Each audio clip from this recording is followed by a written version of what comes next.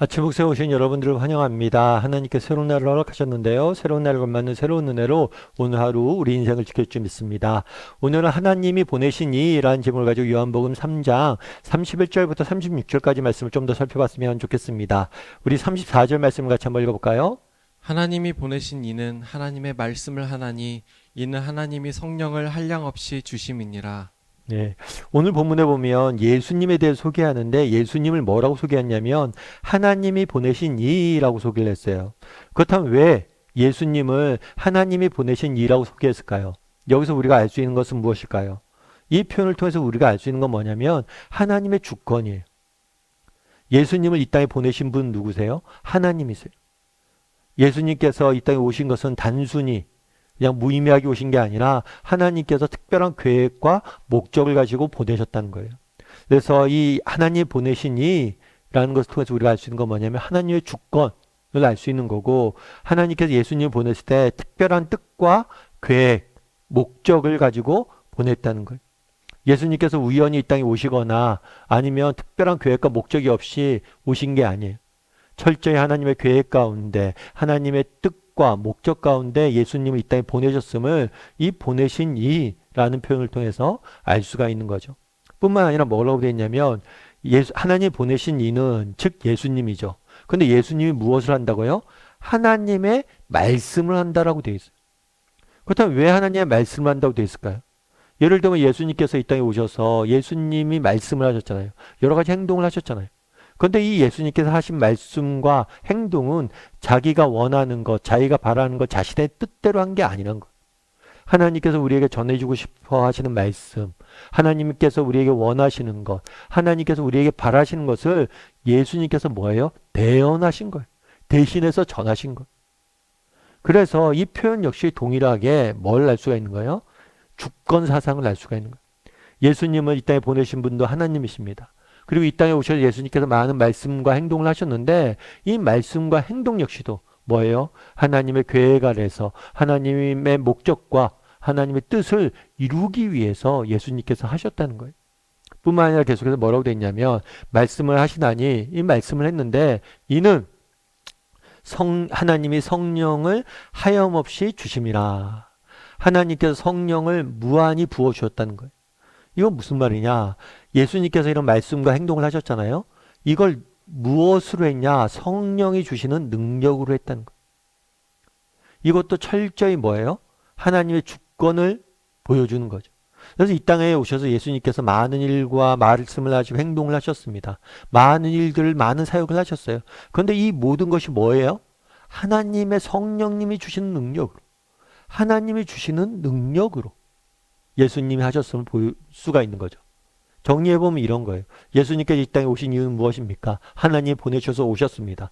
예수님께서 이 땅에서 하신 말과 행동은 어떤 것입니까? 하나님이 원하시는 말을 하셨고 하나님이 뜻하시는 것을 행하셨습니다. 뿐만 아니라 이 모든 것을 무엇으로?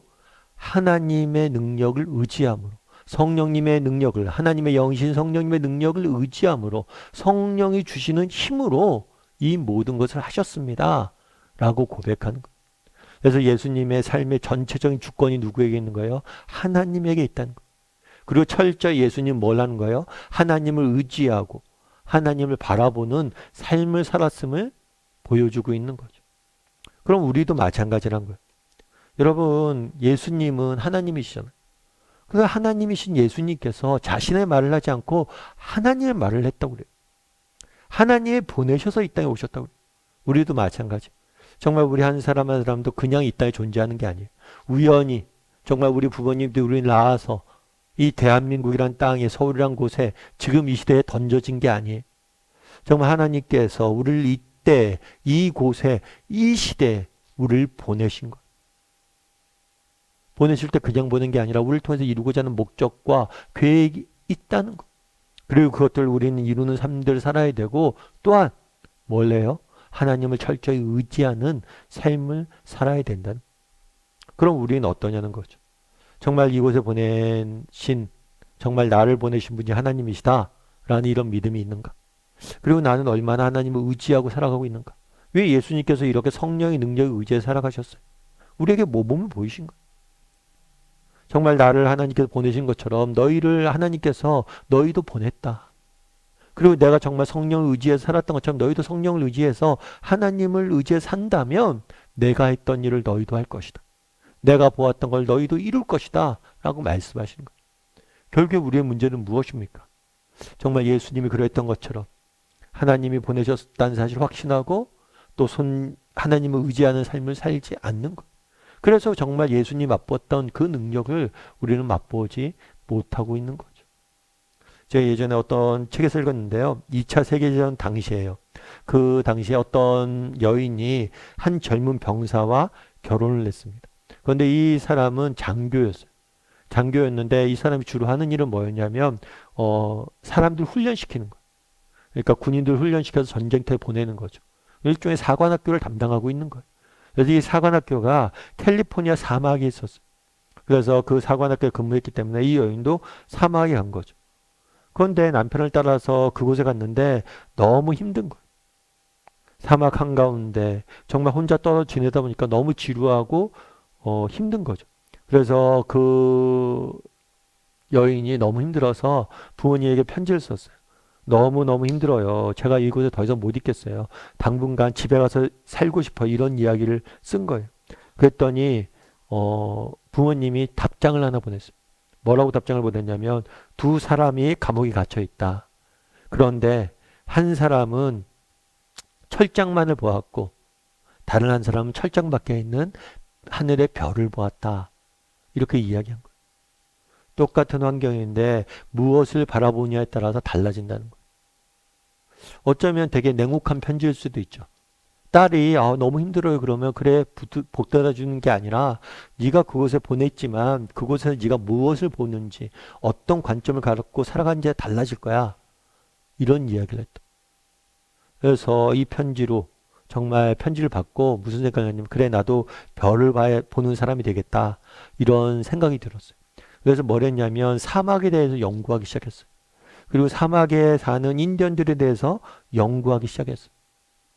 그러면서 나중에 이 사람이 이제 남편이 군 복무 기간이 끝나고 이제 일반 사회로 돌아왔거든요. 그때 이 사람이 자신이 사막에서 했던 경험을 가지고 책을 하나 썼어요. 그래서 그 책이 베스트셀러가 된 거예요. 그래서 자기가 어떻게 이렇게 베스트셀러 쓸 수 있었냐? 어머님의 편지 하나 때문이라고. 여러분 마찬가지예요. 어떤 관점으로 바라보냐에 따라 우리의 삶이 달라지는 거예요. 내가 정말 이 땅에 뭐예요? 그냥 던져졌다. 우연히 내가 이곳에 존재한다. 대한민국이라는 곳에 이 시대에 서울에 정말 이 공동체에 이 가정에 내가 이 일터에 그냥 존재하는 게 아니에요. 하나님이 특별한 목적과 계획을 가지고 보내셨어요. 여기서 내가 해야 될 일들이 있는 거예요. 정말 이런 우리가 분명한 정말 하나님이 나를 보내셨다라는 소명의식이 있다면 정말 우리는 뭐예요? 우리의 삶을 재해석할 수 있는 거예요. 뿐만 아니라 정말 우리가 하루하루의 삶을 살아가면서 내 힘으로 살아야지 내 능력으로 살아야지가 아니라 정말 하나님을 의지해 봐야지. 정말 예수님 그랬던 것처럼 정말 성령을 하염없이 부어주셨다는데 나도 그런 성령의 부으심을 맛봐야지. 정말 하나님을 의지해야지. 라고 생각하고 살면 전혀 다른 삶을 살 수 있다는 거. 그래서 오늘 한번 돌아봤으면 좋겠어요. 나는 창사를 보는 사람인지 별을 보는 사람인지. 정말 나는 분명한 소명의식. 하나님이 나를 보내셨다. 라고 생각하는 사람인지. 아니면 그냥 우연히 흘러가듯이 살아가는 사람인지. 돌아보고 정말 우리의 삶의 현장 속에서 하나님의 보내신 소명을 이루어가기 위해서 날마다 하나님의 능력을 의지하며 살아가는 저나 여러분이 되기를 주님의 이름으로 소원합니다. 우리 함께 기도했으면 좋겠는데요. 기도하실 때 오늘 말씀 기억하면서 기도했으면 좋겠습니다. 그날에 예수님께서 정말 하나님의 보내심을 따라 정말 하나님의 말씀을 전하고 하나님의 능력을 의지해 살아갔다라는 말씀을 보게 됩니다. 정말 우리도 이 땅에 우리를 보내신 분이 하나님이십니다. 예수님이 가셨던 분명한 소명의식을 주권사상과 소명의식을 우리도 갖게 도와주시고 날마다 예수님처럼 하나님을 온전히 의지함으로 그 목적을 이루어가는 사람이 되게 해달라고. 우리의 삶은 무의미한 삶이 아닙니다. 하나님이 우리를 보내셨어요. 그 사실을 확신하고 또 날마다 하나님을 의지하며 살아가는 우리 모두가 되게 해달라고 이 시간 목소리로 같이 기도하도록 하겠습니다. 같이 기도하시겠습니다.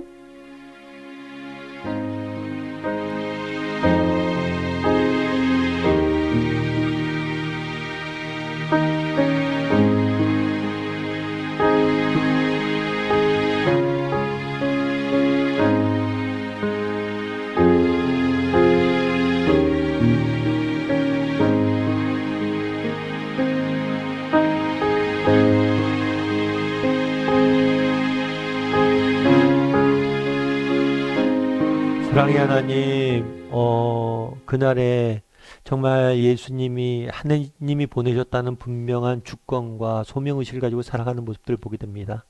우리도 정말 이 땅에 그냥 던져진 존재들이 아니라 하나님이 특별한 목적과 계획을 가지고 내가 서 있는 이 자리에 보내셨음을 기억하고 정말 우리의 삶이 결코 무의미하고 무의가치한 게 아니라 하나님의 선한 열심과 목적 가운데 이루어지는 것임을 기억하고 정말 보내진 자리에서 정말 하나님이 보내신 소명을 이루어갈 줄 아는 소명을 발견하고 이루어갈 줄 아는 우리 모두가 그리스도인이 될 수 있도록 주여 붙잡아 주시옵소서. 무엇보다도 정말 예수님 하나님이신 예수님조차 하나님의 성령의 능력을 의지하며 살아갔다고 이야기를 합니다. 그럼 우리도 우리의 힘과 능력이 아니라 성령의 능력을 의지하며 살아가게 도와주시옵소서. 날마다 하나님을 의지하고 하나님을 바라고 하나님을 바라봄으로 정말 세상 속에 승리하는 우리 모두가 될 수 있도록 주여 붙잡아 주시옵소서. 오늘 하루도 하나님을 바라보며 하나님을 의지하며 살아가길 소망하오며 모든 말씀 예수님의 이름으로 기도드립니다. 아멘.